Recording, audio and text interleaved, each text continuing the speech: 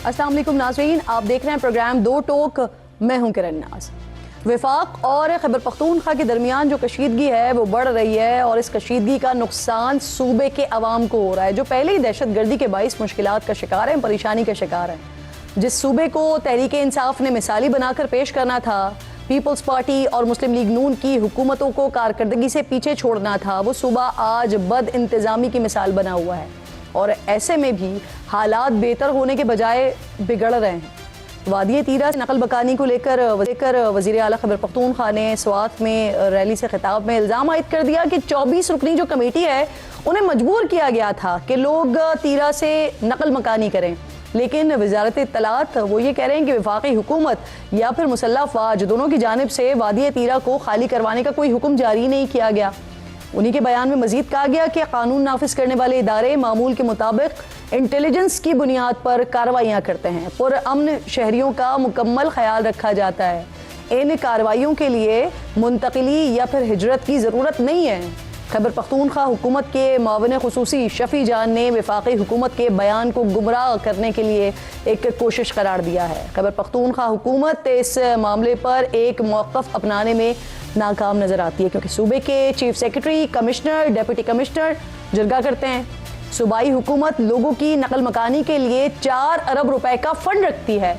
एक लीडर नकल मकानी को रजाकाराना कहता है, दूसरा इसकी वजह सर्द मौसम बताता है, लेकिन वज़ीर आला कहते हैं कि इदारों ने दिया उन्होंने, और अब वो कह रहे हैं कि जरगा बुलाकर फैसला करेंगे और नकल मकानी करने वालों को खुद वापस भी लेकर जाएंगे, उनको रिसेटल करेंगे। सुनिए जरा उन्होंने क्या कहा। इन्होंने आज नोटिफिकेशन निकाला है कि तिरा के लोग वॉलंटियरली वापस आ रहे हैं। तो आज मैं ऐलान करता हूं कि आने वाले इतवार के दिन मैं अपनी प्रोग्राम का प्रोग्राम इंशाअल्लाह ताला उस सिलसिले में मैं लोगों से पूछूंगा कि आपको निकाला गया है या आप खुद आए हैं। अगर आपकी बात झूठी हुई तो इतवार के बाद इंशाअल्लाह ताला अपने लोगों को मैं खुद खुदा छोड़ने चाहूंगा इंशाअल्लाह ताला।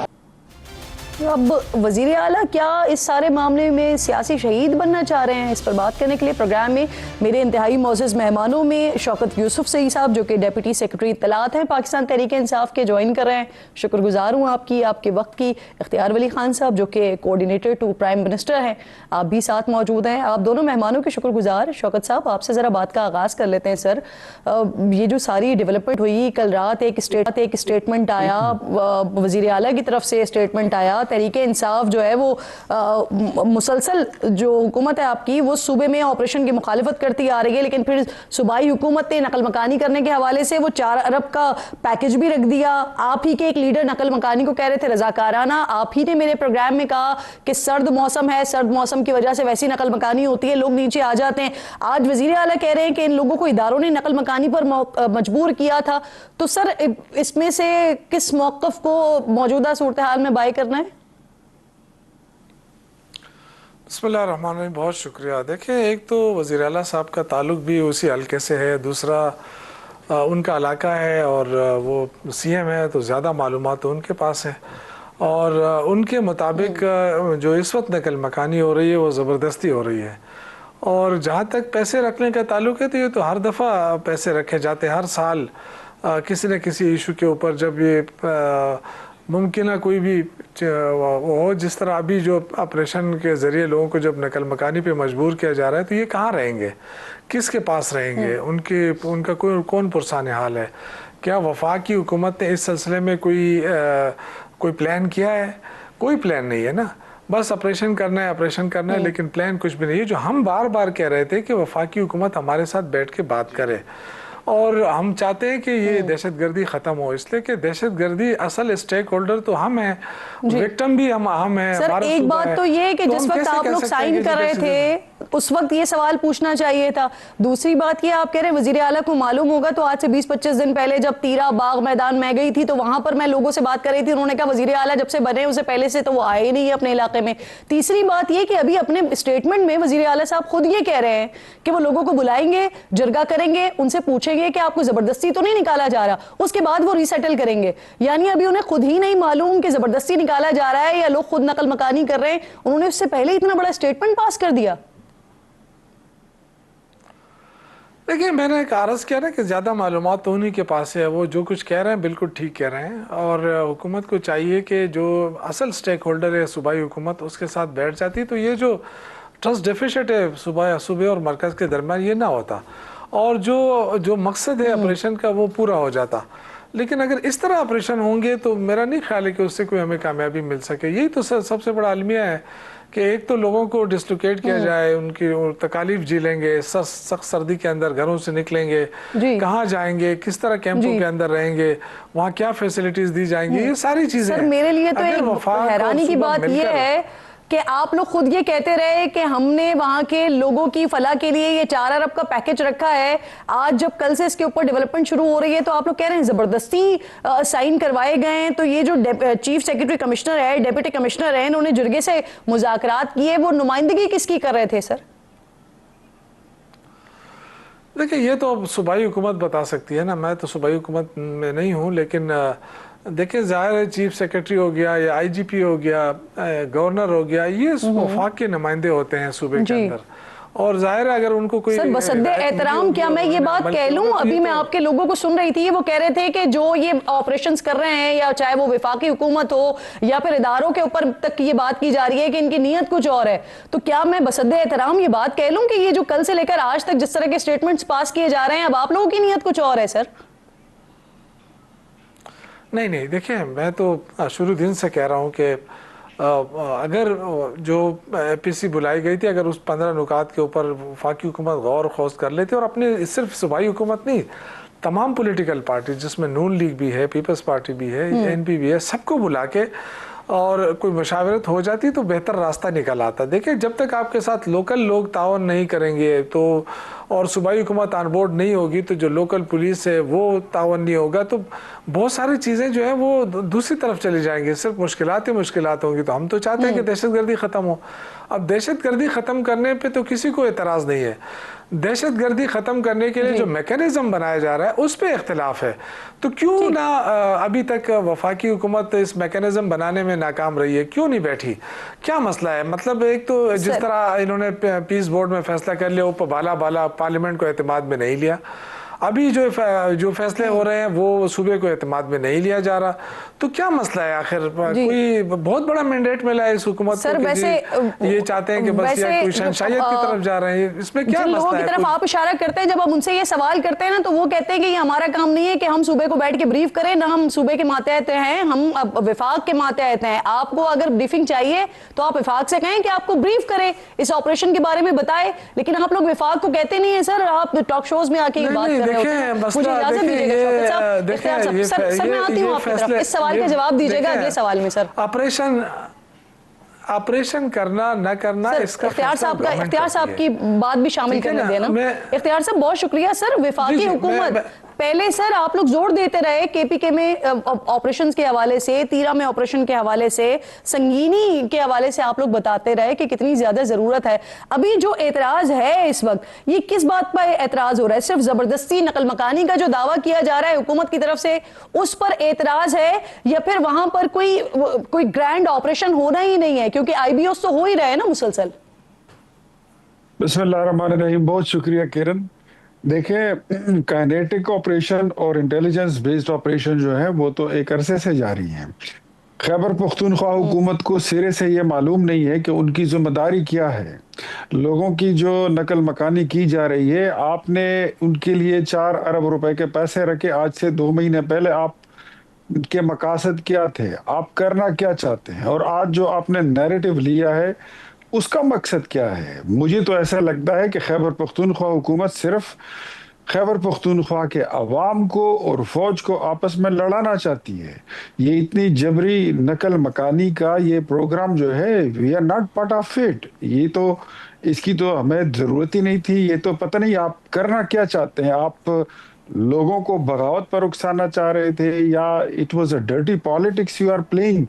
मुझे तो यही नजर आ रहा है, इसके अलावा तो और कुछ नजर नहीं आ रहा। रात को आपने जो थी तो सारी आपको तफसील आपके सामने आ गई है, जो इंफॉर्मेशन एंड ब्रॉडकास्टिंग ने, हमारी मिनिस्ट्री ने उसकी इख्तियार साहब, एक बात तो ये कि वहां पर जो नकल मकानी हो रही है, क्योंकि यही सवाल मैंने किया भी, और वो वजीर आला जब अपनी गुफ्तगू कर रहे हैं तो उसमें भी ये सवाल तो उठ रहा है कि वो कह रहे हैं कि वहां लोगों से पूछेंगे कि उनकी नकल मकानी जबरदस्ती हो रही है या नहीं हो रही, फिर उसके बाद रीसेटल किया जाएगा। आपने भी अभी इस बात की वजाहत कर दी, वजारत इत्तलात की तरफ से भी इस बात की वजाहत आ गई।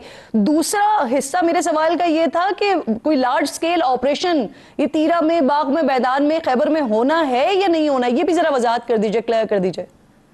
देखिए, लार्ज स्केल ऑपरेशन का अभी तक कोई प्रोग्राम नहीं बना है, और इस तरह का कोई मतलब कोई चीज जो है अंडर कंसिडरेशन नहीं है। मैंने आपको बता दिया कि काइनेटिक ऑपरेशंस और इंटेलिजेंस बेस्ड ऑपरेशन जो है वो तो एक मुसलसल चीज है, जो दहशतगर्दी के साथ हमारी लड़ाई लड़ रही है हमारी फौज, वो तो एक मुसलसल काविश और कोशिश है, वो तो चल रहा है। लेकिन इस ऑपरेशन के जरिए जो सूबाई हुकूमत जिस नफरत को फैला रही है, और नफरत की हवा आग को वो लोग और हवा ये भी दे रहे हैं, that is कि really, विफाक really का very और shameful। जिनके ऊपर इल्जामात लगाने की कोशिश की जा रही है, इन ऑपरेशंस का नकल मकानी से कोई ताल्लुक भी नहीं है। इसका नकल मकानी के साथ कोई ताल्लुक नहीं है। इसके लिए हमारी तरफ से इनको कोई हिदायत नहीं दी गई थी।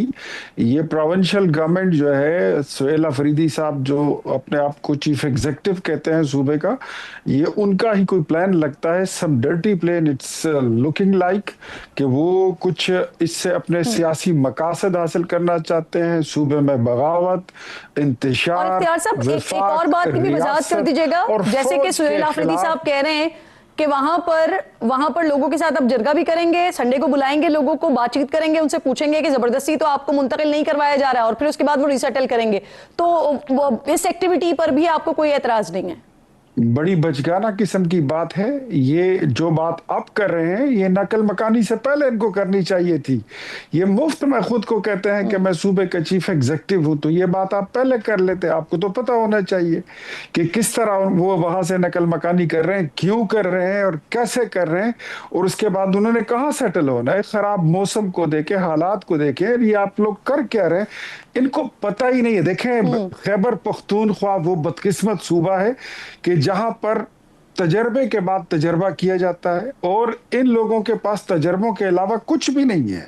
पाकिस्तान तहरीक इंसाफ के पास क्या विजन है, इनके पास क्या प्रोग्राम है? यूनिवर्सिटियां ये नहीं बनाते, कॉलेज ये नहीं बनाते, अस्पताल ये नहीं बनाते, तरक्की का काम ये नहीं करते। ये खुद कहते हैं कि हमें लोगों ने इस बारे में वोट दिए नहीं है। वो जरूरी है। मुझे बताइएगा, जिस तरह से सूबाई हुकूमत की नुमाइंदगी वहां पर मौजूद थी, चीफ सेक्रेटरी, डिप्टी कमिश्नर मौजूद थे, इस तरह से विफाक की भी नुमाइंदगी थी ना सूबे के साथ साथ, तो क्या विफाक की नॉलेज में बिल्कुल भी नहीं था कि आगे ये नकल मकानी होगी? देखिए, मेरी बात सुने, जब चीफ सेक्रेटरी की और आईजीपी की अपॉइंटमेंट होती है, उसके नाम भेजे जाते हैं सूबाई हुकूमत की तरफ से, लेकिन जब उनकी तैनाती हो जाती है तो फिर वो टोटली वो इनके अंडर, वजीर आला के अंडर वो काम करते हैं।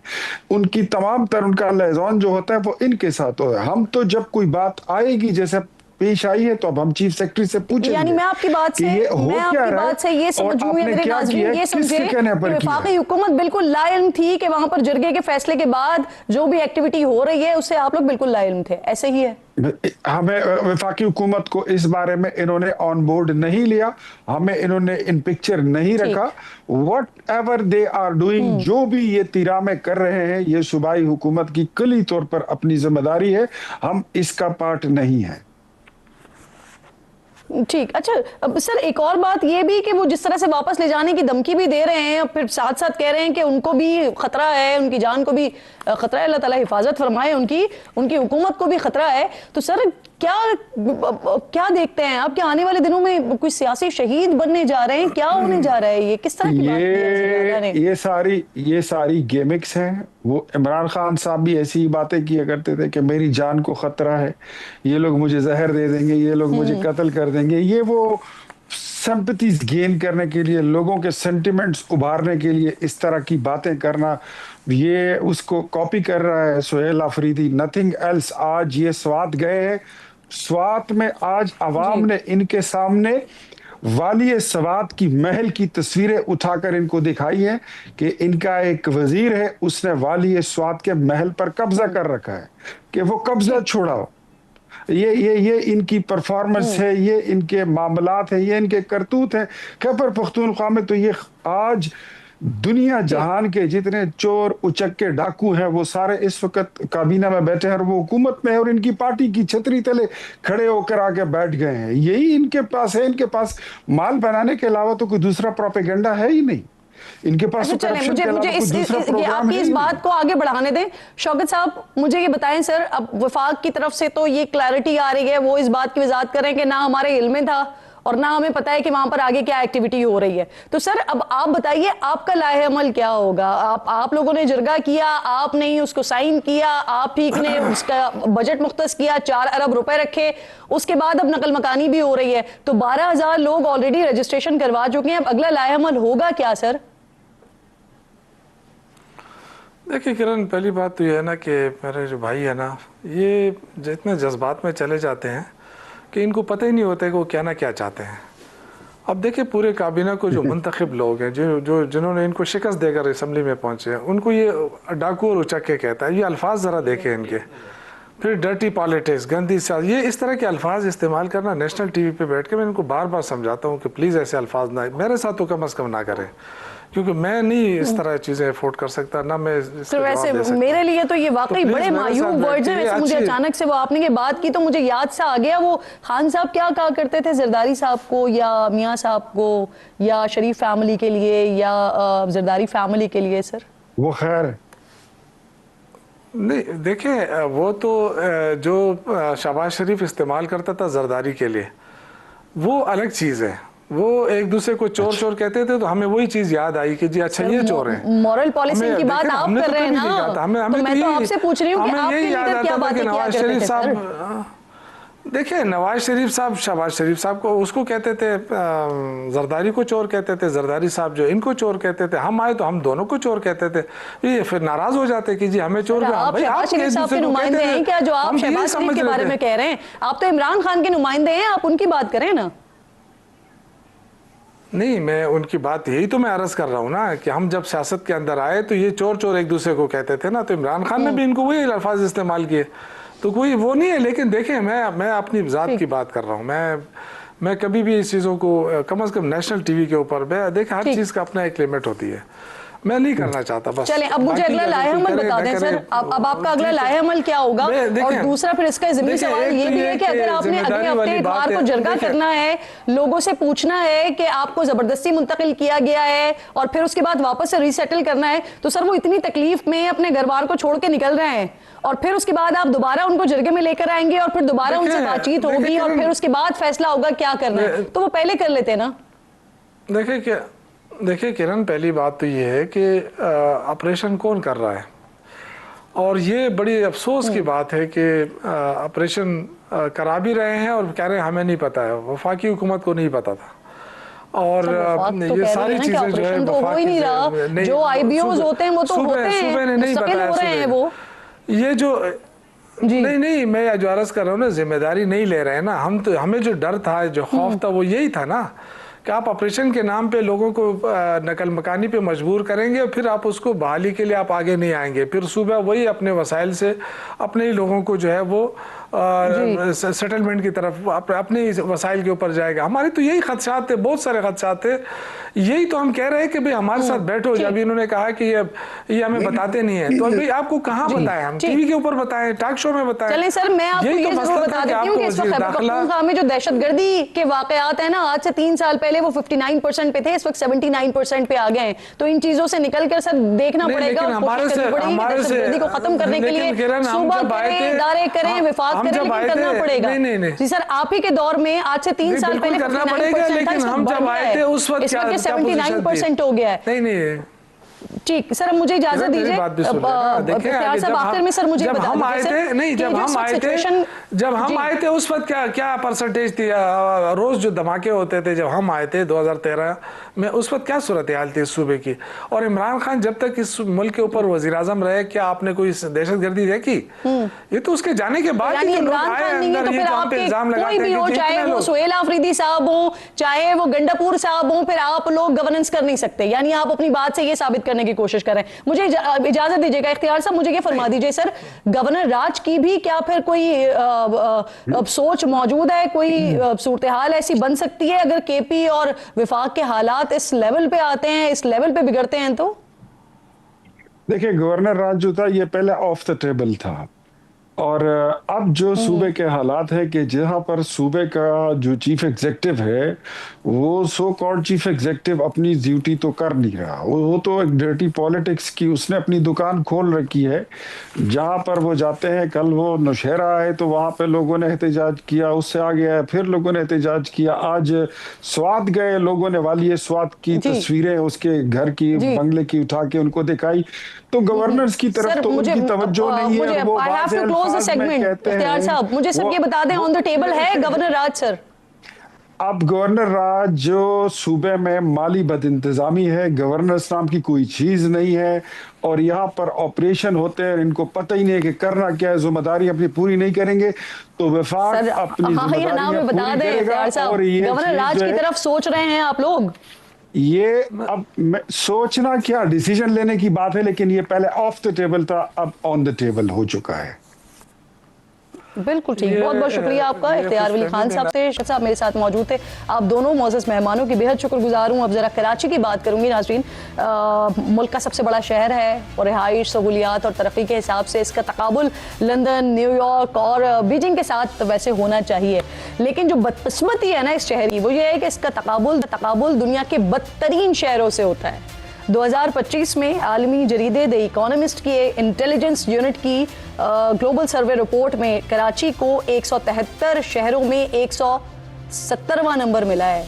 यानी रिहाइश के एतबार से कराची से नीचे सिर्फ ढाका है, तराबुलस है और दमिश्क है, जिनमें से 2 शहर दमिश्क और तराबुलस, यहाँ पर तो खाना जंगी रही ना। वैसे कराची की तबाहाल सड़कें और उबलता हुआ सेवरेज देखकर महसूस यही होता है कि जैसे यहाँ पर भी कोई जंग लड़ी गई हो, बड़े हमले हुए हों, इंफ्रास्ट्रक्चर ही तबाह करके रख दिया गया हो।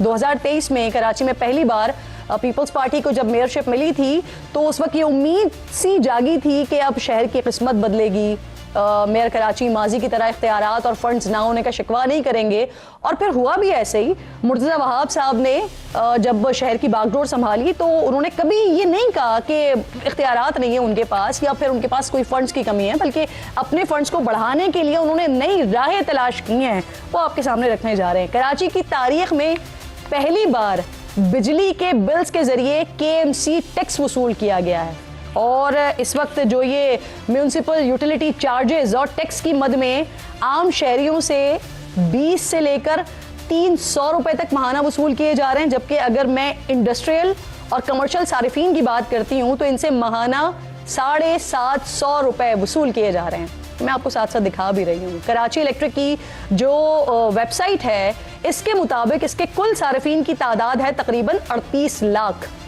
जिसमें सनती भी है, रिहायशी भी है, कमर्शियल्स भी हैं। ये तमाम सारिफीन है, और अगर सनती और कमर्शियल मीटर्स का एक हिसाब किताब लगाया जाए तो तकरीबन 1.5 साल में इन सारिफीन से 5 अरब से जायद यानी 500 करोड़ रुपए से जायद वसूल हो गए हैं। रिहायशी सारिफीन जो कि मैंने एहतियात के तौर पर सिर्फ 15 लाख ही रखे हैं, और इनसे भी वसूल की जाने वाली रकम सबसे कम यानी 20 रुपए रखी है। इसको जमा कर लिया जाए तो ये रकम बनती है जनाबे वाला 54 करोड़ रुपए। और मैंने अंदाजे और एहतियात के लफ्ज़ इसीलिए इस्तेमाल किए कि इसका कोई रिकॉर्ड क्योंकि मौजूद नहीं है, बल्कि जब ये कैलकुलेशन की है तो ये बनता है जो आपके सामने रखा है। जिस वक्त टैक्स वसूली शुरू हुई थी तो आज टीवी की खबर के मुताबिक केएमसी हुकाम ने कहा था कि ये इंतहाई शफाफ होगी और हर महीने केएमसी की जो वेबसाइट है उस पर इसका डाटा अपलोड कर दिया जाएगा। ये है जी केएमसी की वेबसाइट। लेकिन इस वक्त तक इस वेबसाइट के हवाले से कोई डाटा कुछ भी यहाँ पर मौजूद नहीं है। सिर्फ और सिर्फ ये लिखा हुआ आ रहा है कि अंडर कंस्ट्रक्शन है या फिर डाटा जो है वो अभी आ रहा है यहाँ पर। डॉन न्यूज़ की 15 सितंबर की खबर, इसके मुताबिक केएमसी हुकाम ने उन्हें बताया था कि टैक्स की जो रकम है बुनियादी खिदमत में जिनमें सड़कों की मरम्मत है और फायर ब्रिगेड के लिए इस्तेमाल की जाएगी ये रकम। लेकिन चंद दिन पहले जो रेस्क्यू तर्जुमान ने अल जजीरा को बताया कि उनके पास सिर्फ 57 फायर ट्रक्स और 6 लेडर ट्रक्स हैं। हालांकि 2020 में पीटीआई की वफाकी हुकूमत ने केएमसी को 50 फायर ट्रक्स और 2 वाटर बाउजर फराहम किए थे। यानी शहरियों से टैक्स तो पूरा लिया गया है, बिला नागा लिया गया है, लेकिन ना तो इससे कोई नए फायर ट्रक्स खरीदे गए हैं, बल्कि जो ट्रक्स पहले से मौजूद थे उनकी मरम्मत भी नहीं हुई है। माशाल्लाह वो खड़े खड़े ही नाकारा हो गए हैं। बिजनेस रिकॉर्डर की खबर मेरे सामने मौजूद है। इनके मुताबिक कराची को 200 से 250 फायर स्टेशंस की ज़रूरत है और इस वक्त सिर्फ 22 मरकजी फायर स्टेशंस फाल हैं, जिनमें से कई तो इमारतों में नहीं है बल्कि जो ब्रिजेस बने हुए वहाँ पर उसके नीचे कायम किए हुए हैं। कराची के लिए 15 से 20 हज़ार फायर फाइटर्स की ज़रूरत है और इस वक्त सिर्फ 930 फायर फाइटर्स मौजूद हैं और वो भी बेचारे अल्लाह के सहारे ही ना कूद पड़ते हैं आग में, क्योंकि ना तो उनके पास जदीद आलात मौजूद हैं, ना ही उनकी वक्त के तकाज़ों के मुताबिक तरबियत की जाती है। फिर बिजली के बिल्स में जो टैक्स की मद में रकम वसूल की जाए यानी अरबों रुपए बनते हैं। ये इस सवाल का जवाब तो बहुत ज़्यादा ज़रूरी है कि आप ले तो रहे हैं वो पैसे, लेकिन वो पैसे अभी तक लगे क्यों नहीं है वहाँ पे, जिसमें बड़ा क्लियर था कि फायर ब्रिगेड पर अमल, फायर ब्रिगेड के लिए वो इस्तेमाल की जाएंगी। ब्रेक लीजिए, ब्रेक के बाद डिप्टी मेयर साथ मौजूद होंगे, उनसे इस सवाल का जवाब जानने की कोशिश करते हैं।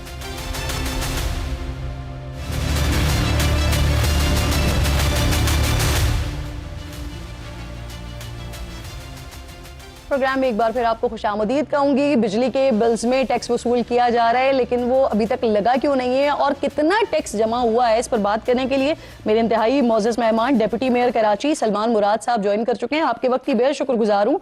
सलमान साहब, जो डाटा आज नाज़रीन को बताया हमने, तो इस वक्त टैक्स वसूली शुरू हुई थी तो आप लोगों ने कहा था कि माहाना बुनियादों पर जो इसका डाटा होगा सारा वो वेबसाइट पर अपलोड किया जाएगा। अब मैंने अभी दिखाया नाज़रीन को, सिर्फ और सिर्फ आपकी वेबसाइट पर सर ये मौजूद है, इसका कोई डाटा कुछ भी नहीं है। तो सर आप मुझे बता सकते हैं कि कितना टैक्स अब तक वसूल किया जा चुका है? जी, एमयूसीटी के बारे में टैक्स तो हम हमेशा कलेक्ट करते हैं और 6 महीने में मेरे पास आते हैं। इससे पहले जो एमयूसीटी टैक्स सालाना बेस पर किसी फर्म को दिया गया था तो उस पर वो 15 करोड़ रुपए सालाना, और 15 करोड़ में से कुछ उनके कंसल्टेंट जो हायर किया हुआ था उनसे वो अपनी फीस काट कर 5 या 6 करोड़ रुपए जमा कराते।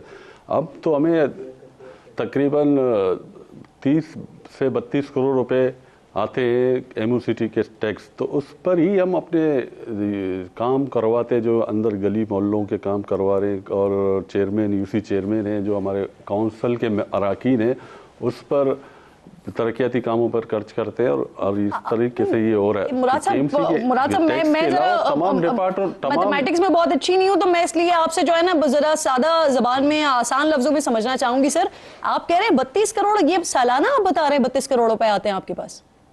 नहीं, सालाना नहीं है, ये एमयूसीटी के मद में आते हैं। अब 3 महीने के बाद जो के इलेक्ट्रिक के साथ हम जमा लेते हैं। सर अगर उस हिसाब से मैं देख रही हूँ तो देखें ये सितंबर से 750 रुपए माहाना, जो 5 लाख आपके सार्फिन हैं, कमर्शियल सार्फिन, उनसे 750 रुपए पर मंथ लिया जा रहा है। ये बिल के अंदर मौजूद है, ये आपका म्यूनिसिपल का जो टैक्स है इसमें लगा हुआ है। तो इस हिसाब से अभी टोटल कितने हुए हैं सर, और कितने आप कह रहे हैं 3 महीने में 32 करोड़ आते हैं? हालांकि ये तो 500 करोड़ में बनते हैं सर।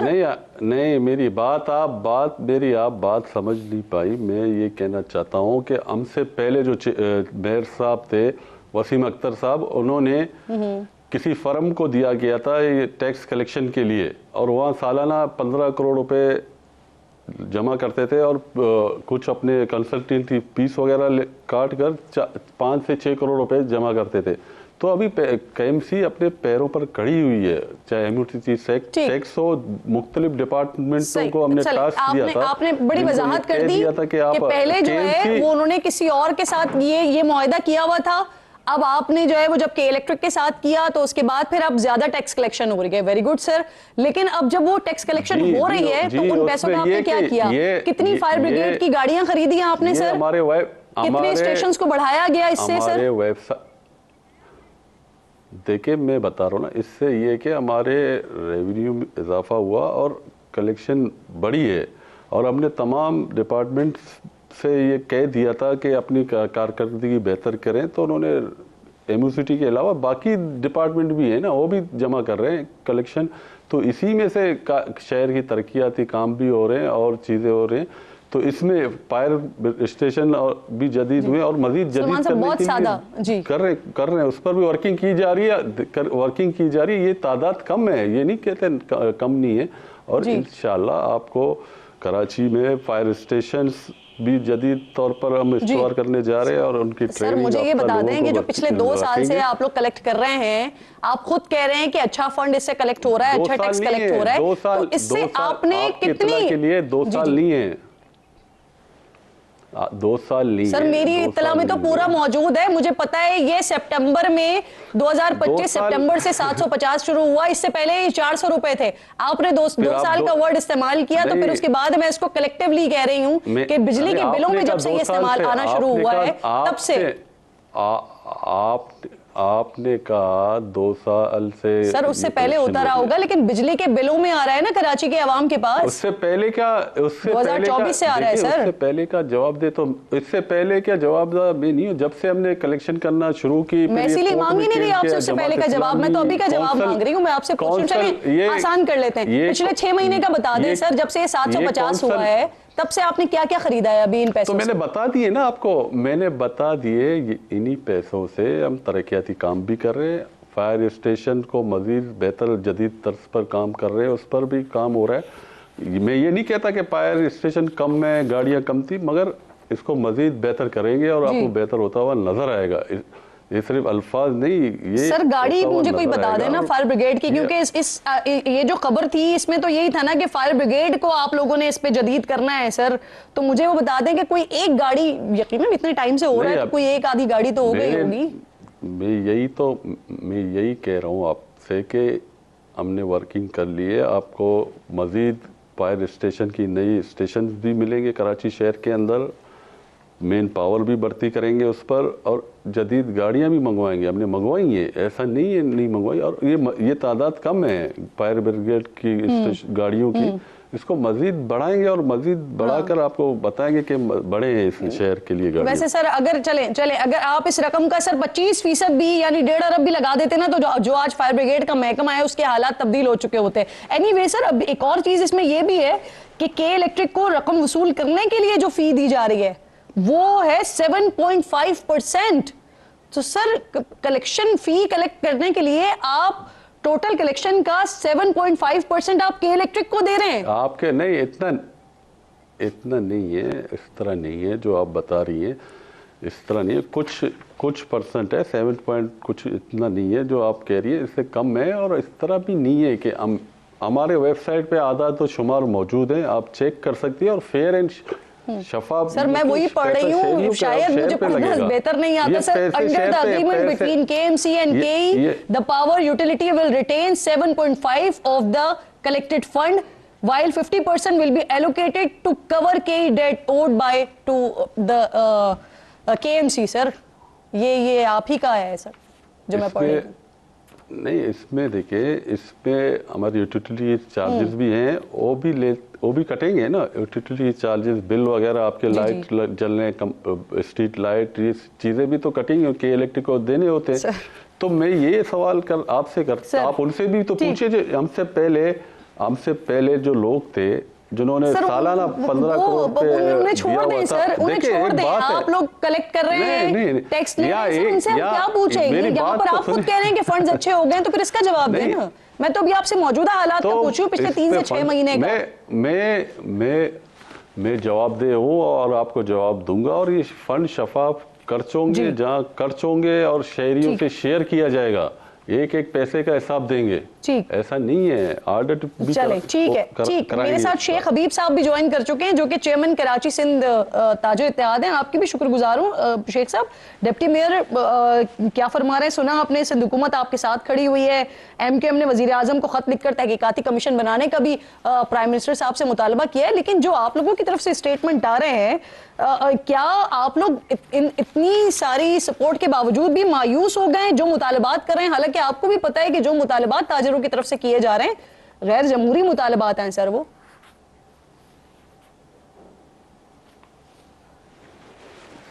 जी, बिस्मिल्लाहिर्रहमानिर्रहीम।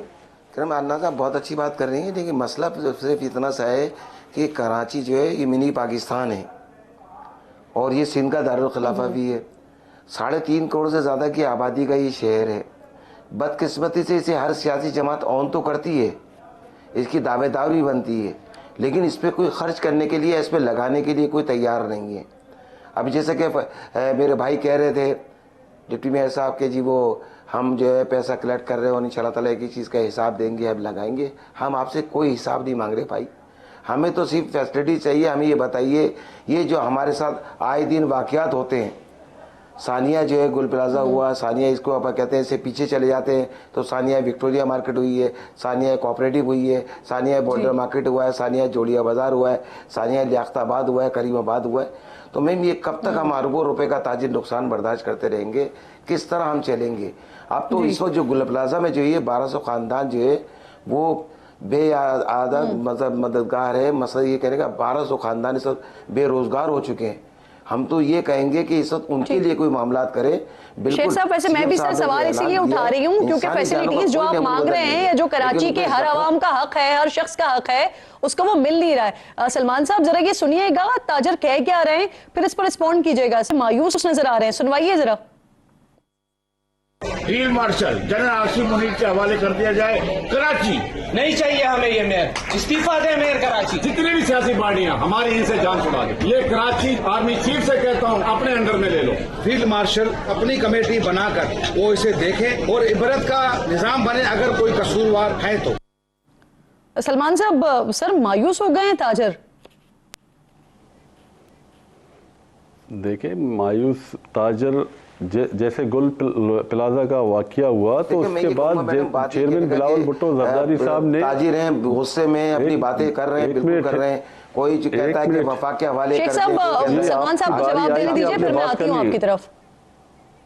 आप देखिए, जैसे ये वाकया पेश आया तो चेयरमैन बिलावल भुट्टो जरदारी साहब ने नोटिस लिया और वजीर आला साहब को ये हिदायत दी है कि जल्द से जल्द रेस्क्यू किया जाए और लोगों को सिर्फ रिकवर किया जाए। और ऑन द स्पॉट मैंने पहले ही दिन ही कह दिया था कि ये आग की शिद्दत ज़्यादा है और इस पर टाइम लगेगा, और इस पर हमें सियासत करने की ना की जाए। हमें एक शहरी होके तमाम सियासी स्टेक होल्डरों को एक पेज पर होना चाहिए। ताजर सियासत कर रहे हैं? इतना बड़ा हादसा हुआ तो नहीं, सियासी स्टेक होल्डरों की बात कर रहा हूँ मैं। हमें एक पेज पर होना चाहिए और उन लवाकिन और ताजर बरादरी के साथ खड़ा होना चाहिए। पाकिस्तान पीपल्स पार्टी सिंध गवर्नमेंट तो खड़ी है ना। देखिए, जितने भी वाक़ई हमारे दौर में हुए तो ज़्यादा जरदारी साहब ने उनको अकोमोडेट किया, दिए, उनको कंपनसेशन दिए। और इस वाक़ये की उससे ज्यादा अच्छा अकोमोडेट करने से ज्यादा अच्छा ये कि शहर को स्टेट ऑफ द आर्ट बना दें, या आप फैसिलिटीज इतनी दे दें कि जिसके बाद आपको फिर इस तरह के सानेहात के बाद, वाकयात के बाद लोगों को अकोमोडेट ना करना पड़े। सलमान साहब, मैंने सुन ली आपकी बात सर जी, मुझे इजाजत दीजिए। नहीं, आप मेरी बात कंप्लीट करने नहीं दे तो इस तरह तो नहीं होगा ना। मैं आपकी बात अपने ऊपर मनवा लूं, मेरा भी मौका आप सुनिए। मुझे भी अपना इस तरह नहीं है। कराची में काम हो रहे, अभी 400 कुछ रोडें हैं, सीएम साहब ने ऐलान किया बनाने जा रहे हैं, तो बहुत सी स्कीमें काम हुए हैं, अंडर बाईपास बन रहे हैं, सब चीजें बन रही हैं। ये वाकया इंशाअल्लाह ताला आपको एक्शन होता हुआ सलमान साहब, मैं रहती इस्लामाबाद में हूँ, लेकिन ताल्लुक मेरा कराची से है सर। मुझे पता है कराची में कितना काम हो रहा है, कराची की क्या इस वक्त कंडीशन है सर। सलमान साहब, मुझे पता है बहुत अच्छे तरीके से। शेख साहब, सर मुझे इजाजत दीजिएगा, सर मुझे इजाजत दीजिएगा, मुझे इजाजत दीजिएगा। शेख साहब, मुझे ये बता दीजिए, इस तरह नहीं होता जो आप अपनी मौक़िफ़ मुझ पर करें, इस तरह नहीं हो सकता सर। लोगों को भी मालूम है, लोगों को भी मालूम है। शेख साहब, मुझे सिर्फ ये बता दें, अगर मेयर साहब इस्तीफा नहीं देते हैं तो फिर आपका लाए अमल क्या होगा? हालांकि मेयर साहब का एक बड़ा पेटेंट जुमला है, वो कहते हैं कि किसी के बाप का माल है जो मैं इस्तीफा दे दूं। शेख साहब, नहीं, वो बात ये नहीं है। बात ये कहने का है कि देखिए, कराची का ताजिर जब मायूस हुआ है ना, और मरकज़ी तजनीब ताजान पाकिस्तान जब यहाँ कराची तशरीफ लाई है, तो ताजिर फट पड़े। हम तो आज भी ये कहते हैं कि हमें सिस्टम जो है वो सिंध गवर्नमेंट करके दे। हमारे जख्मों पे जो मरहम है वो सिंध गवर्नमेंट को रखना चाहिए। हम ये समझते हैं कि लोग हमारे ताजिर जो बात कर रहे हैं गुस्से के अंदर अपनी जगह बात कर रहे हैं। कोई कहता है वफाक के हवाले कर दें, कोई कहता है आर्मी चीफ को जो है यहाँ पे कर दे। हम जो कहते हैं, मैं सिर्फ सादा सी सवाल ये कर रही हूँ, अगर आप इस्तीफे का मुतालबा कर रहे हैं, अगर वो इस्तीफा नहीं देते तो फिर आप क्या करेंगे? देखिए, मुझे उम्मीद है जिस तरह कल मुराद अली शाह साहब ने जो ऐलान किया है कि 5 लाख रुपए फौरी तौर पे किए जाए, तो हम ही समझते हैं कि हमने ये भी डेडलाइन दी थी साथ साथ कि जो मरने वाले लोग हैं उनके लवाकिन को जो उन्होंने जख्मों पे मरहम रखने की बात की थी। देखिए, इसके ऊपर इसका बनता नहीं का फसल, लेकिन चलो अल्लाह की रजा के लिए काम हो रहा है। तो 1-1 करोड़ रुपए के चेक इनको फौरी तौर पर। बहुत शुक्रिया आपका शेख हबीब साहब और सलमान मुराद साहब। सेगमेंट खत्म होने से शायद नाराज होकर चले गए। मसला ये है, सवाल उठाओ तो फिर नाराज हो जाते हैं। हालांकि ख्वाहिश और चाहत हमारे भी यही है कि शहर में काम हो ताकि अवाम फैसिलिटेट हो। ब्रेक लीजिए, ब्रेक के बाद वापस आते हैं।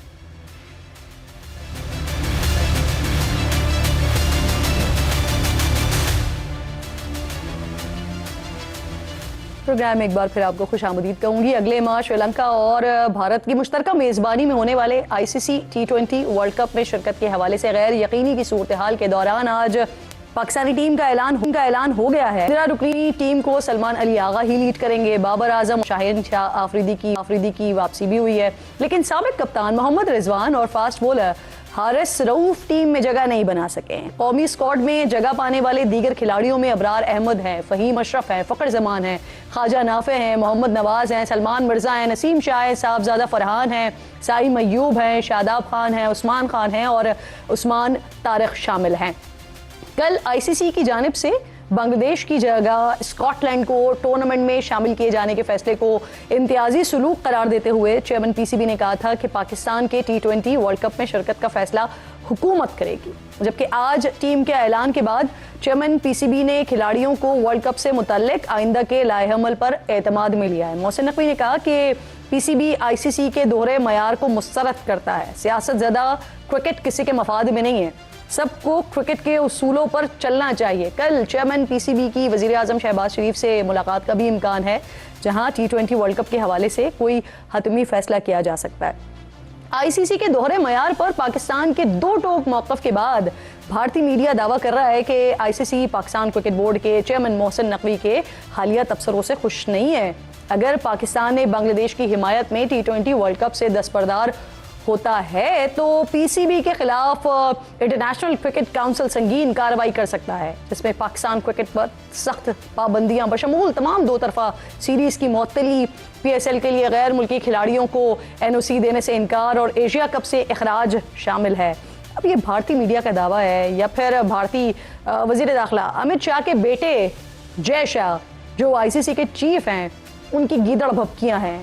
जो भी है, मीडिया के जरिए पाकिस्तान को दबाव में लाने के लिए जो भी बयान दिलवाया गया है, जो भी हो, चेयरमैन PCB पहले ही बता चुके हैं कि पाकिस्तान की इज्जत सबसे ऊपर है। हुकूमत अगर कौमी टीम को आईसीसी इवेंट में भेजने का फैसला करती है तो पाकिस्तान टीम अपने तमाम मैचेस हाइब्रिड मॉडल के तहत श्रीलंका में खेलेगी। कप्तान सलमान अली आगा को लगता है कि पाकिस्तान को श्रीलंका में तमाम मैचेस खेलने का फायदा होगा, जिसका इजहार आज उन्होंने टीम के ऐलान के मौके पर भी किया है। आईसीसी T20 वर्ल्ड कप का आगाज 7 फरवरी से हो रहा है। पाकिस्तान ग्रुप ए में भारत, अमेरिका, नेदरलैंड्स और नामीबिया के साथ मौजूद है। पाकिस्तान अपना पहला मैच 7 फरवरी को नीदरलैंड के खिलाफ कोलंबो में खेलेगा। दुनियाई क्रिकेट का हाई वोल्टेज जो पाक भारत मैच है वो 15 फरवरी को कोलंबो में होगा। पाकिस्तान अब तक एक मरतबा T20 वर्ल्ड कप जीता है। 2009 में यूनुस खान की कप्तानी में कौमी टीम ने श्रीलंका को लॉर्ड्स में 8 विकेटों से शिकस्त दी थी। फाइनल में शाहिद आफरीदी 40 गेंदों पर 54 रन्स बनाकर मैन ऑफ द मैच रहे थे। आज शाहिद आफरीदी आईसीसी की तरफ से खेल से खिलवाड़ करने पर शदीद मायूस हैं। कल साबिरी प्रोग्राम में आईसीसी को इंडियन क्रिकेट काउंसिल करार दिया था। पॉलिटिकल मसला और इंडियन बांग्लादेश वो तो चल ही रहा था। हिंदू इंतहा पसंद पार्टी ने KKR को भी धमकी दी है कि मुस्तफीक को जो है वो ना खिलाएं। शाहरुख खान साहब को भी धमकी दी गई। बांग्लादेश बोर्ड ने जबकि कहा कि अगर आप हमारे एक प्लेयर को सिक्योरिटी नहीं दे सकते तो आप पूरी टीम को कैसे दे सकते हैं। यहाँ मेरी भी सपोर्ट बिल्कुल बांग्लादेश के साथ है, बिल्कुल ठीक कह रहे हैं। आईसीसी जो है ना वो इंटरनेशनल क्रिकेट काउंसिल नहीं है, वो इंडियन क्रिकेट काउंसिल है। आज भी शाहिद आफरीदी ने अपनी एक्स पोस्ट में इंटरनेशनल क्रिकेट काउंसिल की जानिब से बांग्लादेश के सिक्योरिटी तहफ़्फ़ुज़ात की बुनियाद पर भारत में न खेलने के मौक़िफ़ को तस्लीम न किए जाने पर शदीद मायूसी का इजहार किया है। वक्त ख़त्म हो गया है प्रोग्राम का। इंशाअल्लाह नाज़रीन से मुलाकात को अपना और अपने मुल्क का खास ख्याल रखिए। फ़लस्तीन को, मकबूजा कश्मीर को अपनी दुआओं में याद रखिए। अल्लाह ने के बाद।